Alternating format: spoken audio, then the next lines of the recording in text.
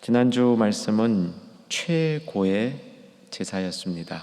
그 이유는 제단이 작동하기 시작했기 때문이죠. 그동안 오랫동안 준비되었던 제단이 지난 주일 말씀을 통해서 이제 제사가 드려지기 시작하는 하나님께 예물이 올려주는 통로로 가동이 되기 시작합니다.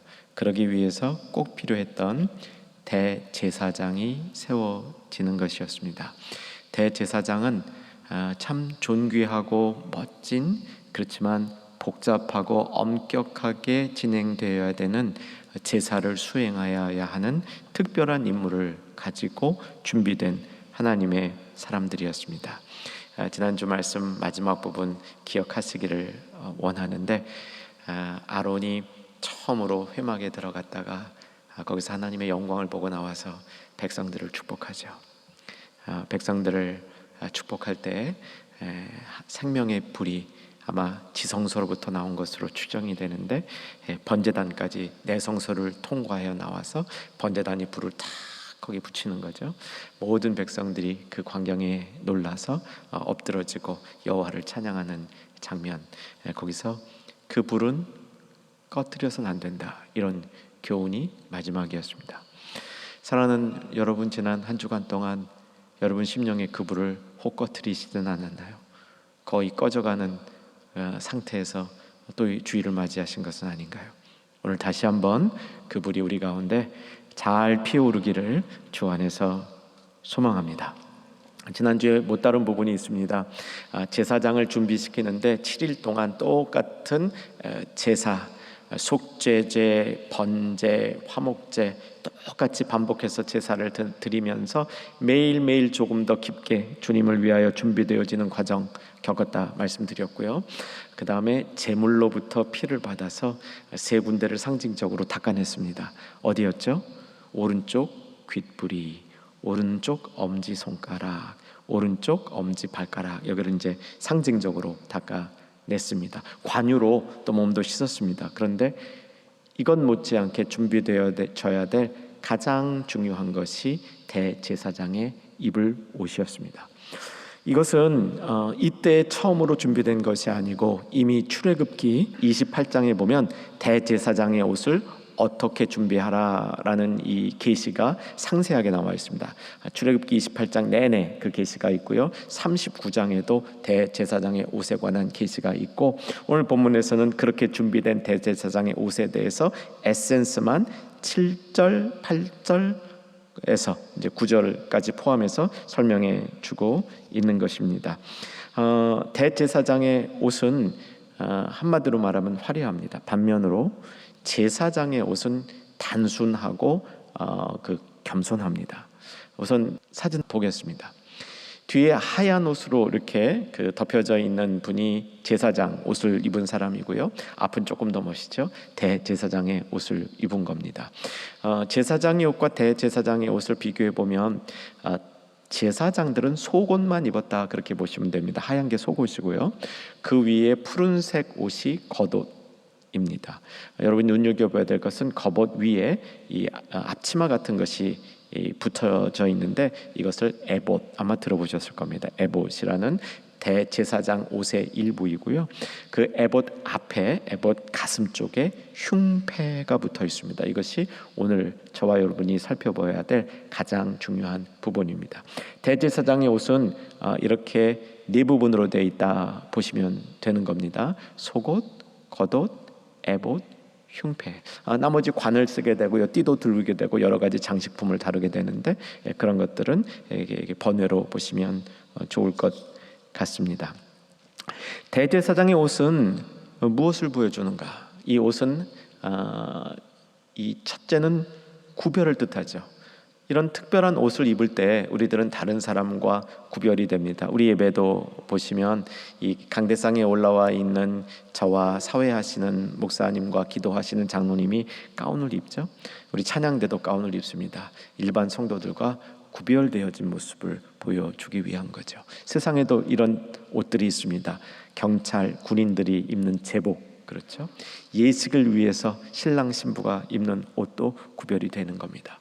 여러분, 멋진 옷을 입은 사람들 보면 이 사회에서 좀 잘 나가는 사람들 같다라는 구별도 주게 되어 있습니다. 그런데 대제사장의 옷은 아까 본 대로 좀 화려했습니다. 이 화려한 대제사장의 옷을 존엄함에만 국한시키지 않고 성경은 대제사장이 입은 옷의 첫 번째 의미는 거룩함이라 얘기합니다. 출애굽기 28장 2절 확인합니다. 출애굽기 28장 2절 같이 한번 읽을까요? 내 형 아론을 위하여 거룩한 옷을 지어 영화롭고 아름답게 할지니라.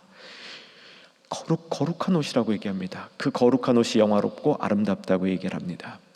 이것은 사실은 제사장이라는 개인을 높이기 위한 것이 아니라 제사장이 제사를 드릴 대상이 되는 하나님을 높이기 위한 거죠. 하나님이 거룩하신 분이고 하나님의 아름다움, 하나님의 영광에 걸맞는 옷을 대제사장에게 입혀주는데, 대제사장은 모든 백성들을 대표해서 하나님 앞에 설 때 하나님 앞에 서기에 준하는 조건으로 아름답고 화려한 거룩한 옷을 입게 되는 것이죠. 그런데 이것보다 더 중요한 게 있습니다. 유대인들 학자들이 이 레위기를 주석한 것을 보면 대제사장이 입는 옷의 의미는 그 옷을 보는 이들에게 뭔가 메시지를 준다는 겁니다. 두 방향으로 메시지를 주는데, 제사장이 입은 옷을 보는 백성들에게 메시지를 주고요, 제사장이 입은 옷을 보는 하나님 앞에도 상징적인 이 의미를 올려드린다는 겁니다.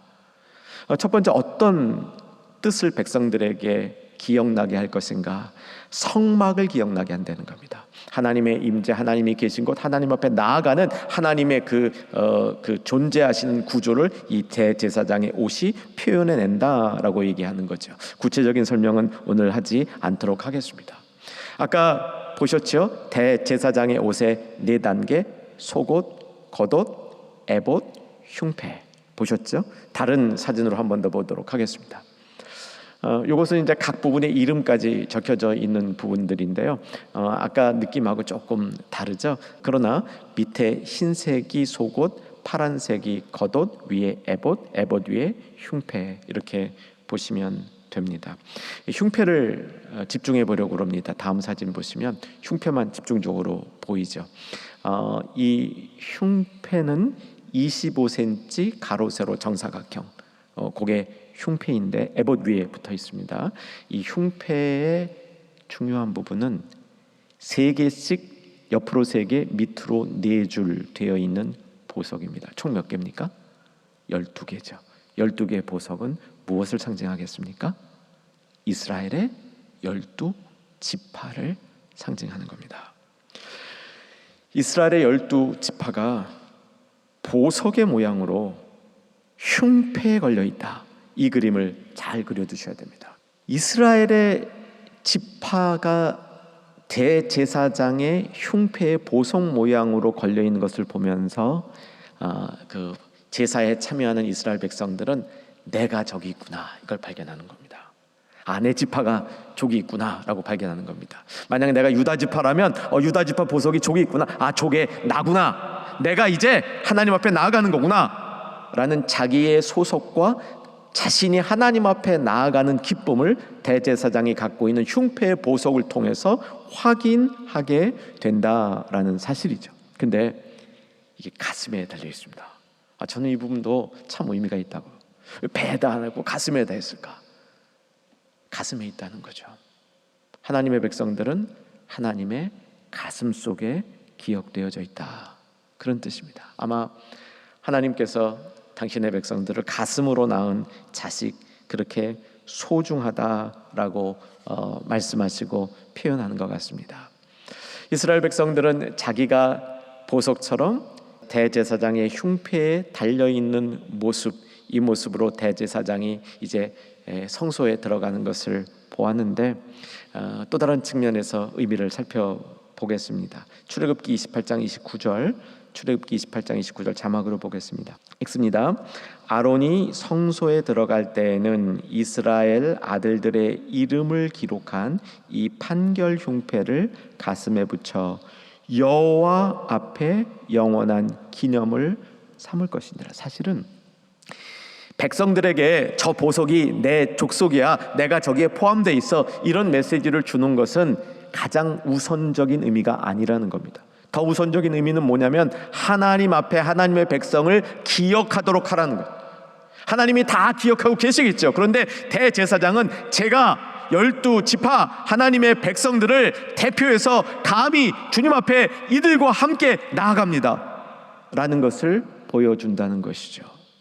하나님 여호와 앞에 영원한 기념을 삼을 그러한 이 보물들을 가지고 하나님 앞에 나아가는 그런 이 모습이 흉패의 의미라는 것입니다. 여기에 또 다른 유대인 이 학자들의 해설이 붙는데 이 보석의 의미가 이 보석이 하나님 앞에 말한다, 이런 재미있는 주의를 해요. 저는 참 오래 묵상해봤습니다. 어떤 배경이냐면요, 대제사장은 제사를 드리러 하나님 앞에 나갔을 때 한마디도 하지 않습니다. 한마디도 해서는 안 돼요. 침묵 제사입니다. 우리 같으면 하나님 앞에 가서 하나님 제가 왔습니다. 제가 대표해서 왔습니다. 여기 들어오려고 제가 참 고생하고 왔습니다. 때 닦고 때 깔래고 얼마나 준비하고 왔는데요. 하나님 감사합니다. 이럴 법도 한데 대제사장은 성소에서 한마디도 해서는 안 되는 거예요. 그러면 누가 말하느냐? 유대인 학자들의 이 묵상에는 이 보석이 말한다, 백성들이 말한다, 이 얘기를 하는 거죠. 그래서 이게 가능성이 있을 것 같아서 오래 묵상해 봤습니다. 도대체 무슨 말을 할까? 우리처럼 내 안에 있는 것들을 토해내는 말을 할까? 근데 그럴 것 같지 않아요. 이 보석이 하는 이야기는 우리가 하나님께 속했습니다. 내가 하나님에 속한 하나님의 사람입니다. 따라서 하나님만을 섬기겠습니다 라는 자기 고백과 하나님을 높이는 그 일을 했을 것으로 추적이 되죠. 자, 다시 한번 우리 제사장 흉패에 달려있는 보석 봤으면 좋겠습니다. 그림 세 번째 보여주시고요. 이 그림에서 여러분 이제 흉패 보이셨죠? 흉패 안에 12개 보석, 12개 중에 여러분 하나 정해보세요. 저게 나다. 그 보석이 하나님 앞에 가서 이제 자신의 이 하나님을 존귀 여기는 일을 하는 겁니다. 그런데 저 흉패 안에 뭔가가 담겨 있다고 합니다. 무엇이 담겨 있다고 얘기하냐면 우림과 둠밈, 보이지 않습니다. 그런데 우림과 둠밈이 저 흉패 안쪽에 있다고 얘기하는 겁니다. 오늘 말씀 본문으로 와보시기 바랍니다. 오늘 말씀 본문 레위기 8장 7절 제가 읽어나갑니다. 여러분 따라와 주셔요. 아론에게 속옷을 입히고 띠를 띄우고 겉옷을 입히고 에봇을 걸쳐 입히고 에봇에 장식 띠를 띄워서 에봇을 몸에 메고 그 위에 흉패를 붙이고 그 다음 흉패에 우림과 둠밈을 어떻게 넣고 뒤로 들어가 있는 거예요. 우림과 둠밈이라는 것이 꽤 중요한 제사장이 갖춰야 될 이 기구인데 이것은 흉패 속으로 넣어서 보이지 않게 하는 겁니다. 9절까지 한번 눈여겨보십시다. 9절에 머리에 관을 쓰는데 그 관 위 전면에 금패를 붙이고 관 앞에 금패가 붙어 있는 겁니다. 곧 거룩한 관이라 여호와께서 모세에게 명령하신 것, 이렇게 같더라, 이렇게 정리가 되죠. 이미 출애굽기 28장과 39장에서 얘기한 부분들이 되는 겁니다. 우림과 둠밈은 무엇일까요? 우림과 둠밈에 대해서도 여러 가지 그 주장들이 나오게 되는데 정확하게 우림과 둠밈이 어떻게 생겼으며 무엇을 위하여 구체적으로 쓰였는지는 알 수 없습니다. 우림과 둠밈을 어원적으로 단어의 의미로만 추적해 보면 우림은 빛과 관련되어 있는 단어고요, 둠밈은 완전하다라는 뜻과 관련된 단어입니다. 우림과 둠밈을 어휘적으로만 보면 빛의 완전함 뭐 이런 것을 의미한다 볼 수 있는데, 용도는 분명합니다. 용도는 뭐냐면 하나님의 뜻을 분별하는데 사용했다는 겁니다. 그래서 어떤 분들은 여기서 조금 빗나간 추정을 하시는 분들이 있어요. 하나님의 뜻을 사용할 때 마치 주사위를 던지는 것처럼 두 개의 주사위를 던져서 이 두 개의 주사위 가운데 이렇게 뽑히는 것, 이럴 때 하나님의 뜻을 찾아낸다. 이거는 주술적인 거죠. 이렇게 되지는 않았던 것 같아요. 내가 이 사업을 해야 할까 아니면 이 사업을 말아야 될까 결정하는데 하나님의 뜻을 구하는데, 그 뜻을 구하는 방식이 이 속에, 제사장 속에 우림과 둠밈을 넣고 이렇게 막 좀 뭐 섞어가지고 손을 넣어서 딱 뽑았는데 우림이 뽑히면 yes, 둠밈이 뽑히면 no, 이런 식으로 했다. 이거는 그 상황에 어울리지 않는 해석인 것 같습니다. 우림과 둠밈은 오히려 사람들 앞에서 이것이 하나님의 뜻입니다라고 보이기 위한 방식으로 우림을 꺼내기도 하고 둠밈을 꺼내기도 하고, 그것 갖고 무슨 주술적 행위를 한 것 같지 않습니다. 성경이 우림과 둠밈에 대해서 꽤 많은 규정을 보여주고 있는데, 우림과 둠밈에 관해서 가르쳐주는 이 중요한 구절이 출애굽기 28장 30절입니다. 자막으로 보겠습니다. 출애굽기 28장 30절. 제가 읽습니다. 너는 우림과 둠밈을 판결 흉패 안에 넣어 아론이 여호와 앞에 들어갈 때에 그의 가슴에 붙이게 하라. 여호와 앞에 갈 때 더 중요한 겁니다. 사람들 앞에서 하나님의 뜻이 무엇이라고 설명하는 데 필요한 기구라기보다는 하나님 앞에 나아갈 때 이것을 가지고 가는 것이 더 중요하다고 강조하고 있는 것이죠. 아론은 여호와 앞에서 이스라엘 자손의 흉패를 항상 그의 가슴에 붙일지니라. 무슨 의미겠습니까? 대제사장의 임무는 내가 하나님의 뜻을 분별하면서 살기 소망합니다. 항상 나는 하나님의 뜻이 무엇인지를 분별하며 사는 책무를 성실하게 수행하겠습니다. 그 뜻으로 보아야 될 것 같습니다.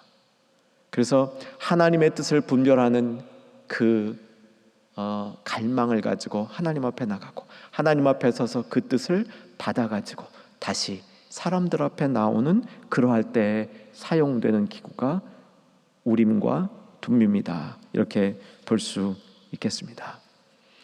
사랑하는 충인의 가족들, 하나님의 백성들, 여러분 오늘 주님 앞에 예배드리러 나올 때 우리의 심령 속에도 우림과 둠밈이 준비되어 있기를 주 안에서 소망합니다. 영적 분별력, 하나님의 뜻을 분별하는 능력, 더 중요한 것은 내가 하나님의 뜻을 분별하며 살겠다는 의지와 마음과 결단인 거죠. 그 의지와 마음과 결단이 있을 때 우리 삶에서 점점 더 하나님의 뜻이 무엇인지를 분별하는 분별력이 향상되어지는 줄로 믿습니다. 그래서 우리가 하나님 앞에 나아갈 때, 주님, 제가 하나님 뜻대로 살려고 분별하고 살려고 노력을 했는데 잘 안 됐습니다. 그래서 우림과 둠밈을 가지고 갑니다. 하나님, 제가 이렇게 노력하겠다는 마음의 의지를 여기에 담아드립니다. 이러한 영적 우림과 둠밈이 우리의 가슴 흉패 안에 보존되어져 있고, 이것을 가지고 우리도 주 앞에 나가는 축복이 임하기를 소망해 봅니다. 여러분, 분별력이라는 게 뭔지 아세요? 분별력을 더 많이 갖기를 소망합니다. 이 레위기를 더 다루다 보면요, 이 영적 분별력, 특별히 거룩함에 대한 분별력이 얼마나 중요한지 모릅니다. 근데 이 거룩함에 대한 분별력은 우리 마음의 성결에서 오는 겁니다. 그래서 우림과 둠밈은 어쩌면 우리에게 성결한 삶에 대한 마음의 결단, 성결한 삶을 내 마음속에 지키고자 하는 의지를 포함하고 있다, 이렇게 볼 수 있을 것 같아요. 그림 3번 다시 한번 보여주시면요, 대제사장의 관이 있죠. 관 앞에 이 띠가, 관패가 있습니다. 아까 설명드렸던 거죠. 9절 보시면 그 머리에 관을 씌우고 그 관 위 전면에 금패를 붙인 이거예요. 곧 거룩한 관이라.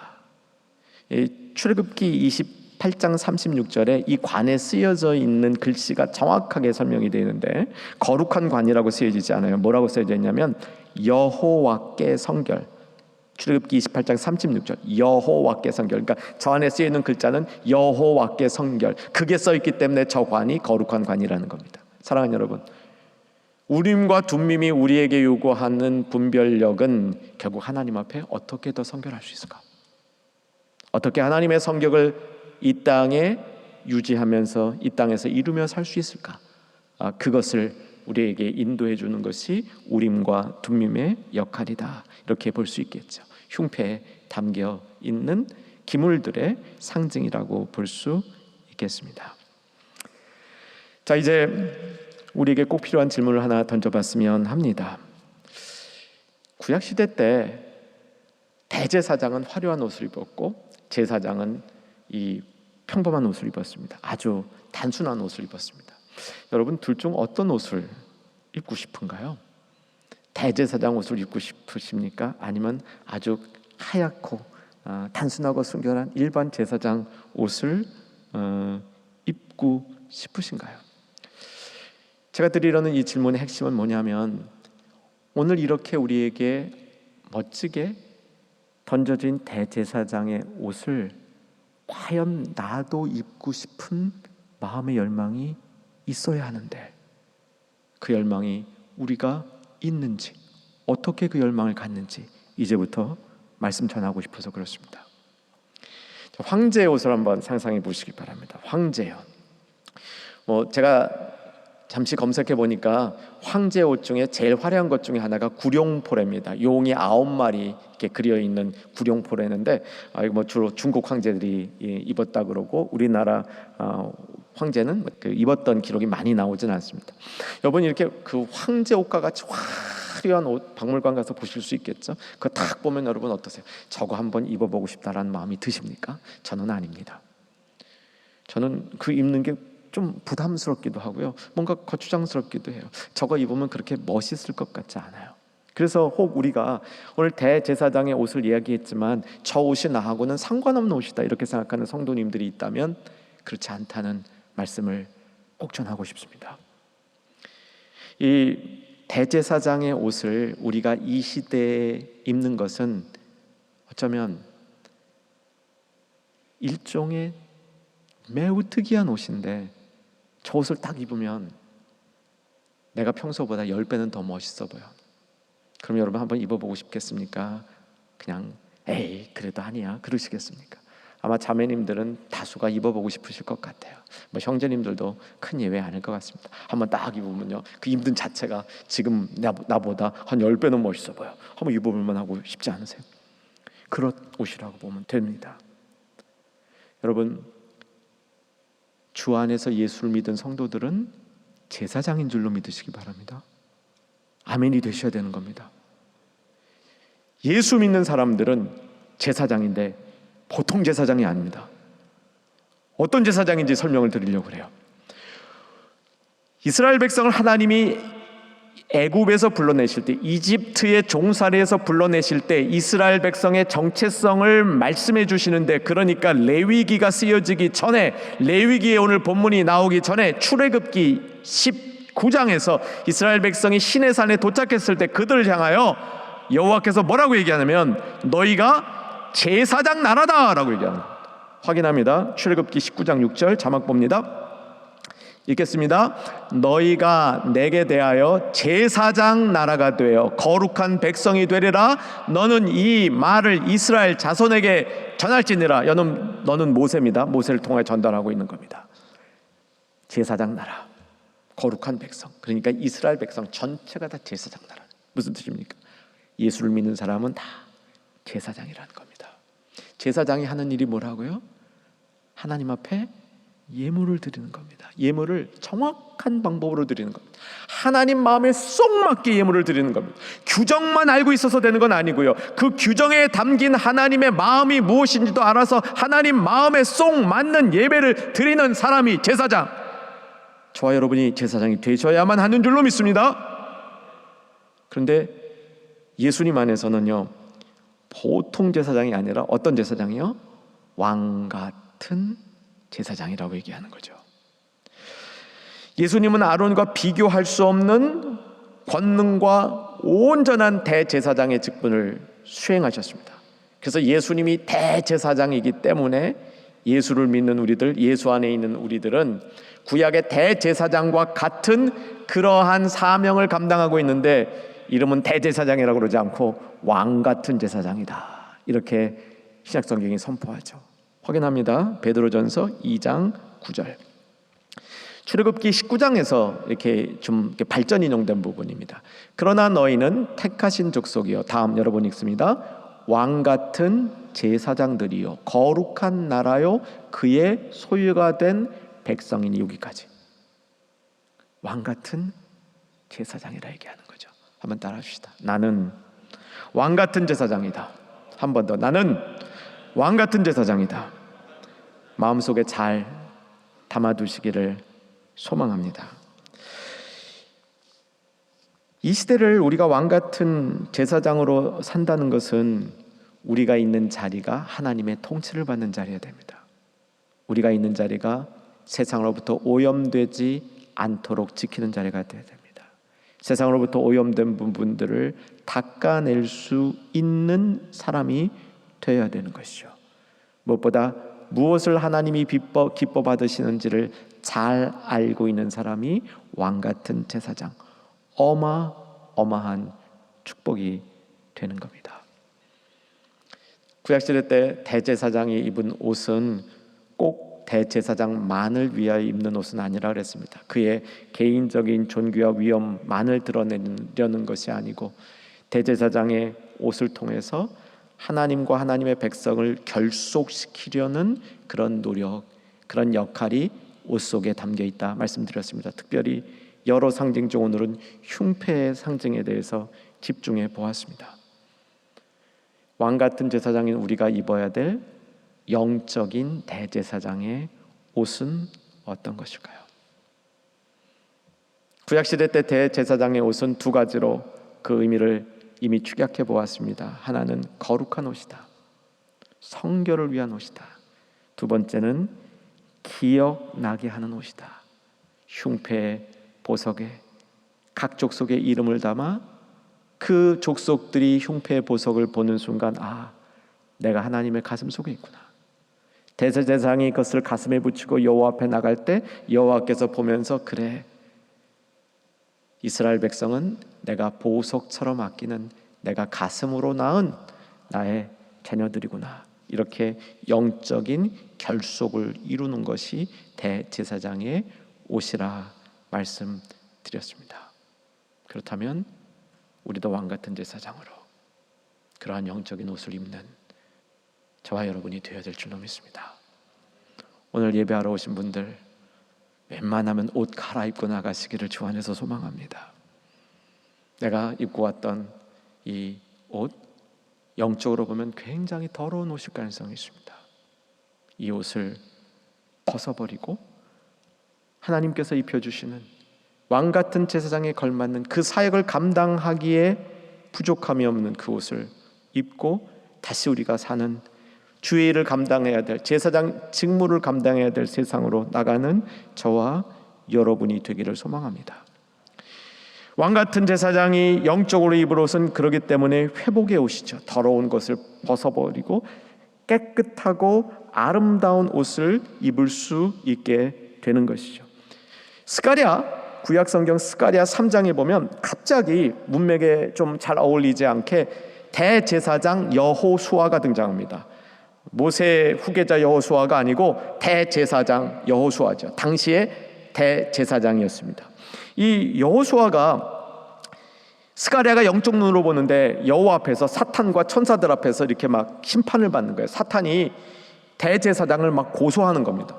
대제사장을 고소하니까 대제사장 속에 있는 죄가 드러나는데, 그 죄의 모습을 담고 나타난 여호수아 대제사장을 3절에서 뭐라고 얘기하냐면, 여호수아가 더러운 옷을 입고 천사 앞에 서 있는지라. 더러운 옷을 입었다. 우리도 그럴 것 같아요. 우리가 입은 옷이 더러운 옷들이 있죠. 교만, 부족, 오염, 나태, 낙심, 이런 것들로 우리가 입은 영적의 이 데미지, 손상들, 더러운 옷이라고 볼 수 있겠습니다. 4절에서 스가랴서 3장 4절입니다. 제가 읽어드릴게요. 여호와께서 자기 앞에 선 자들에게 명령하사 그 더러운 옷 대제사장 여호수아가 입은 더러운 옷을 벗기라 하시고 또 여호수아께 이르되 내가 내 죄악을 제하여 버렸으니 내게 아름다운 옷을 입게 하리라. 여러분, 우리가 입어야 될 왕같은 제사장의 옷은요, 더러워진 옷을 벗고 아름다운 옷으로 갈아입는 겁니다. 사단이 고발하는 죄와 죄성 오염으로부터 물든 옷을 벗고 하나님께서 입혀주시는 아름다운 옷을 입어야 하는 것이죠. 이 아름다운 옷의 특징을 생각해 보면 레위기에서도 나오는데 피 뿌린 옷입니다. 레위기 8장 30절에 보면 아론이 입은 옷에 피를 뿌렸습니다. 이것은 구약 성경 전체에서 사람에게 피 뿌리는 것은 2번 나와요. 근데 특별히 제사장에게 피 뿌리는 건 여기밖에 안 나옵니다. 성경을 본문보다 조금 뒤인데 레위기 8장 30절로 이동해 보시기 바랍니다. 레위기 8장 30절 이동하시면서 귀 기울여 주시기 바랍니다. 모세가 관유와 제단 위에 피를 가져다가 아론과 그의 옷과 그의 아들들과 그의 아들들의 옷에 어떻게 해서 뿌려서 아론과 그의 옷과 그의 아들들과 그의 아들들의 옷을 거룩하게 하고 피를 뿌려 거룩하게 하는 겁니다. 근데 유의해서 보실 게 있습니다. 대제사장에게 귓불이 엄지 발가락에 피를 닦을 때 그 피는요 제물에서 직접 갖고 온 거예요. 근데 이 피는 제물에서 직접 갖고 온 피 아니에요. 어디서 갖고 왔냐면 제단에서 갖고 온 거예요.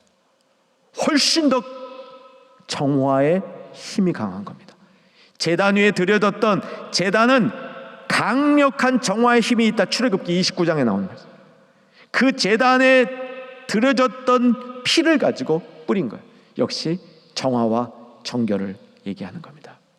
여러분, 우리 주 앞에 나올 때마다 왕같은 제사장 되신 저와 여러분, 예수 그리스도의 피 뿌림을 경험하는 저와 여러분 되길 바랍니다. 이게 정결이죠. 이걸 통해서 정결에 이르는 역사를 발견하게 되는 겁니다. 자, 히브리서 10장 19절 제가 봐드릴 테인데요.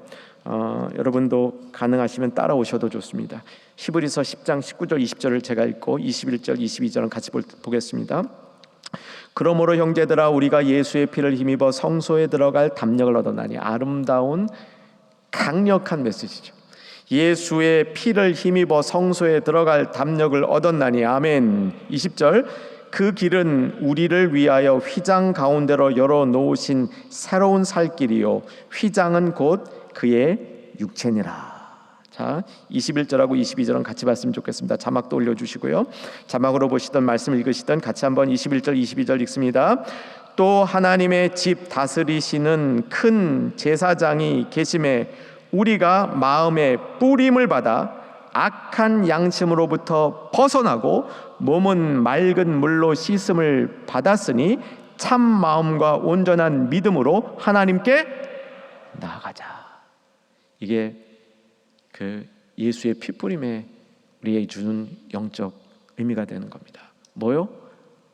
악한 양심 벗어버리고 그 다음에 씻어내고 참 마음과 온전한 믿음을 가지고 나아가는 겁니다. 여러분, 주님 앞에 왔을 때, 우리가 주님 앞에 섰을 때 우리 주님의 피뿌림, 더러운 옷 벗겨주시고 아름다운 옷 입혀주실 때 그 옷은 우리로 하여금 선한 양심 갖고 참 마음 갖고 온전한 믿음 갖고 다시 우리의 신앙생활을 시작하게 하는 하나님의 축복의 힘이라는 사실을 꼭 기억하시기를 주 안에서 소망합니다. 이제 말씀을 정리합니다. 저는 오늘 저와 여러분이 가슴에 대제사장처럼 왕같은 제사장으로 흉패를 달아봤으면 좋겠습니다. 영적으로 우리에게 흉패를 달 때 어쩌면 우리 그동안 답답했던 가슴이 뻥 뚫리는 역사가 일어날 수 있으리라고 소망합니다. 이 영적 흉패에 보석이 달려 있습니다. 이 보석은 나의 이름이죠. 특별히 나의 헌신입니다. 그리고 주님을 사랑하는 나의 고백입니다. 그리고 그 명패 위에 주님의 인정하심, 주님의 사랑하심, 우리를 보화와 같이 여기시는 주의 인도하심이 또한 그 명패 위에 있을 겁니다. 여러분, 이 명패를 우리 가슴속에 잘 부착하십시다. 흉패 잘 부착하십시다.